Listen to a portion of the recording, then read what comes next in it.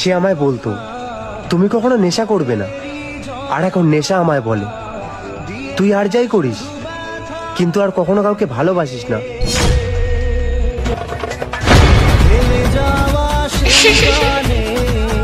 জমে থাকা অভিমানে